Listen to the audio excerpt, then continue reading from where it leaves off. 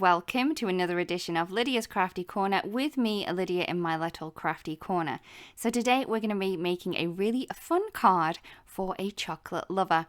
Now, sometimes when I see a product, I see something a little bit different in it. And with the mod squares, I saw a chocolate bar if I was to emboss this in brown. So I have a piece of brown cardstock here, and this is from the Delectable Delights gradient cardstock set. And I'm just popping that into my embossing folder on an angle to kind of replicate those squares on a chocolate bar. And just look how cool that looks.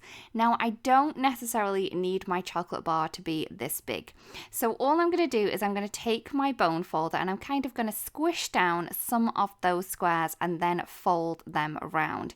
Now, if you wanted to, you could just cut around the edge, but I find that folding it makes it look a little bit more dimensional and gives it more of a look of being kind of chunky. So that's the look that I want to go for with this one, to make it look like a really thick bar of chocolate. So I'm just going to kind of get rid of the squares that I don't need by flattening them down a little bit with my bone folder first, and then folding them around to the back. That will be the back of my chocolate bar. So once I have that done and all nicely folded, all I'm going to do is I'm going to cut into these corner pieces so I can fold these pieces of cardstock round. So by snipping off the corners, it's going to make it a lot more easier to fold these round and make it look nice and neat. So once I have those corners chopped off and everything's nicely folded round, I can then just take some piece of tape. Now I'm just going to use some normal clear tape, but you could use some washi tape if you wanted to, or anything like that, or even just some adhesive on those little flaps that we have, completely up to you. But I am just going to use some clear tape, as no one is going to be able to see the back of this. So don't worry, everything will be disguised later on. So there's our little chocolate bar, and I'm just going to trim that to size. I don't want it to be too large on my card. I'm then going to take a piece of kitchen foil. So this is just normal cooking foil that you use in the kitchen to cook whatever you want to cook it with. But I'm just going to trim this to size, so it's just going to fit around my little faux bar of chocolate. I am going to kind of crumple up the top edge so it looks like that you have kind of tried to open up this chocolate bar, so you can see the chocolate bar poking through the top. I'm just going to kind of flatten the rest of the foil so it'll sit nicely on our little faux chocolate bar. I'm going to adhere the little piece of foil into place using some double-sided adhesive. So I'm just going to add that to the front and then fold everything round. Now I love using foil because you don't actually need to adhere it. It'll just stay where you're going to place it. So you just need to fold it into place and it will stay there quite nicely. So for the bottom, I'm just going to fold that again and then tuck that around. So now we have the foil piece in place. I am going to create a little bit of a belly wrap, and this is what I'm going to put my sentiment onto. So I have a piece of Lagoon cardstock here. This is from the gradient set from the seashore. And I'm just going to trim that so I'm going to be able to have a little bit of that silver at the bottom poking out as well. So it's going to fit on there just under that little crumpled piece of foil that we have at the top, but then you're going to still be able to see a little bit of the foil at the bottom too. So I am just going to fold the edges of this so it does wrap around that piece of faux chocolate that we have going on. So I'm just going to do one side, pop that into place, and I can then fold the other side over. So it's going to be nice and tight if I do it this way. So I'm just going to fold that around. To keep that nice fold, I am going to use my bone folder just to kind of burnish that down so we have a nice crisp edge on there.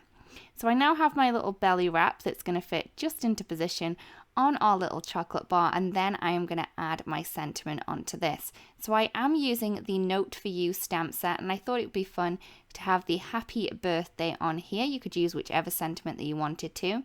I am going to emboss this, so I have used some anti-static powder. I'm then going to use some embossing ink to stamp that sentiment into place onto the little belly wrap that we have.